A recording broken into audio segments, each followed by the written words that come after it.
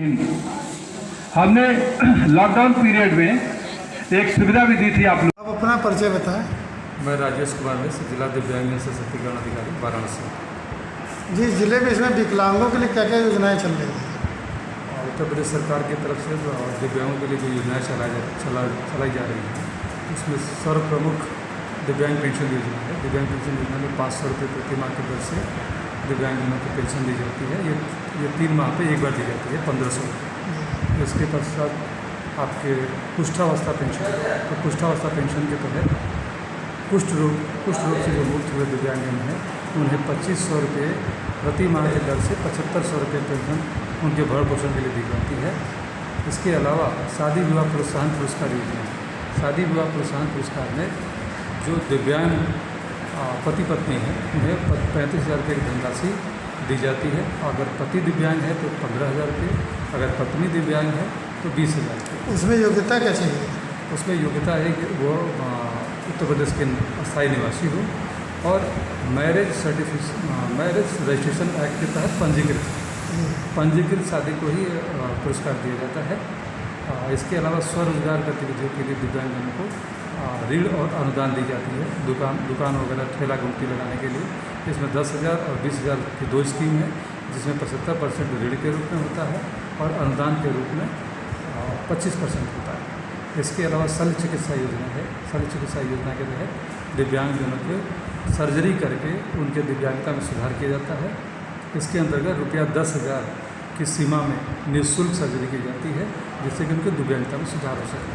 इसके अलावा इसी योजना का एक विस्तार है कॉकलियर इम्प्लांट योजना।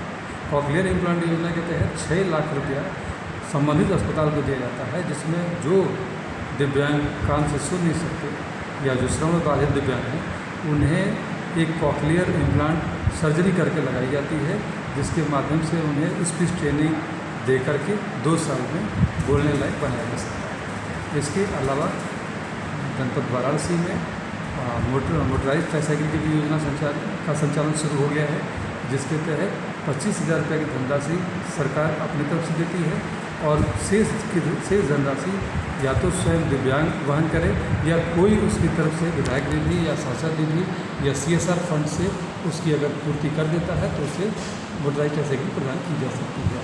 फिर ये 80% से अधिक दिव्यांगता वाले ही दिव्यांग इसके लिए पात्र हैं। दिव्यांग में जिनके पास दोनों आँखें उनकी बंद है, क्या उनके लिए भी कोई व्यवस्था है? जी, उनके लिए जो कृत्रिम अंग एवं सहायक योजना है, जिसके के तहत आज का कार्यक्रम आयोजित था महादेव पीजी कॉलेज में, जिसके तहत उन्हें ब्रेल उनके शिक्षा के लिए ब्रेल किट दी जाती है, उनके चलने के लिए स्मार्ट केन दिया जाता है, चश्मा दिया जाता है। तो ये सारे उपकरण जो दृष्टिबाधित लोग हैं उन्हीं को प्रदान किया। अच्छा, एक महत्वपूर्ण क्वेश्चन ये है कि क्या दिव्यांगों को आवास बनाने के लिए कोई आवासीय सुविधा भी लोगों को मिल रही है? हाँ, आवास देखिए, जितनी भी उत्तर प्रदेश सरकार की योजनाएं हैं जी, उसकी उन सभी योजनाएं जो गरीबी निवारण से संबंधित हैं उसमें 3 से लेकर 4% तक का जिसमें आरक्षण होता है। और वर्तमान सरकार यह निर्धारित करती है कि कुछ प्रायोरिटी बना के रखी है हर योजना में, तो उस प्रायोरिटी में सर्वप्रथम दिव्यांग आता है। दिव्यांग, महिला, ये जो लाभार्थी होते हैं उनको प्राथमिकता के तौर पे हर योजना का लाभ सर्वप्रथम दिए जाने का प्रयास किया जाए। प्रधानमंत्री आवास योजना में भी यही प्रावधान लागू है, जिसमें उन्हें प्राथमिकता के तौर पे अगर वो दिव्यांग है तो उसे आवास आवंटन का कार्य किया जाता है। शर्त ये है कि वो BPL आय सीमा से भीतर है। तो सर ये बताएं कि कितने विकलांग टहलते हुए मिलते, कहते हैं हम फॉर्म भरे, हमको जो पेंशन नहीं मिल रही है, किन कारणों से रिजेक्ट होता है उनका फॉर्म? जी, मैं बता रहा हूँ।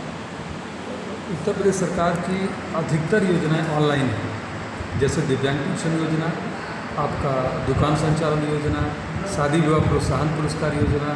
इन योजनाओं में कुछ डॉक्यूमेंट्स लगते हैं, जैसे उनका दिव्यांगता प्रमाण पत्र है, उनका आय प्रमाण पत्र है, उनका अगर पेंशन की स्थिति में ग्राम सभा का प्रस्ताव लगता है तो ग्राम सभा का प्रस्ताव यदि वो नहीं जमा करता है तो भी हमें यह एक सुविधा दी जाती है वैकल्पिक रूप से कि वह ग्राम स्तर या वीडियो के स्तर से सत्यापन करा करके उसमें लगाए।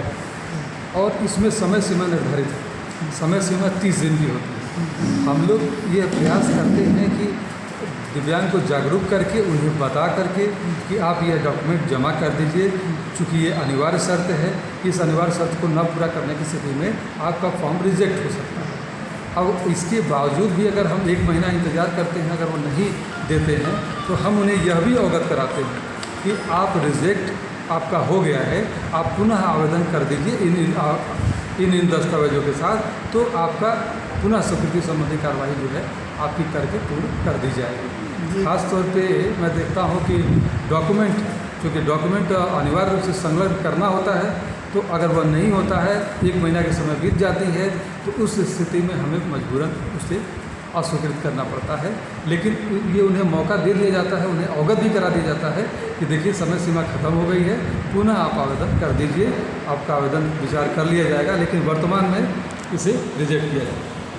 जी, आप अपना मोबाइल नंबर बता दें। 9335287755।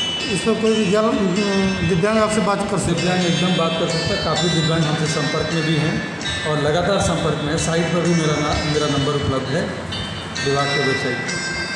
रोजगार के लिए 10,000 और 20,000 दो धनराशि की एक ऋण और अनुदान, इसमें दोनों शामिल हैं। ऋण में 75% है और 25% अनुदान है। मतलब कि अगर आपको 10,000 रुपये मिल रहा है तो 10,000 में 25,000 रुपये व्यवस्था है।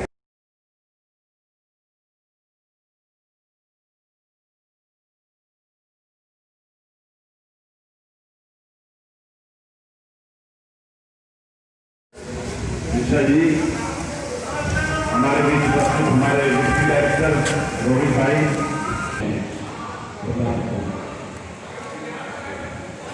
दोस्तों पिछले 40 वर्षों से मैं दिव्यांगता के क्षेत्र में आप लोगों से जुड़ा हूँ। एक मनोवैज्ञानिक हूँ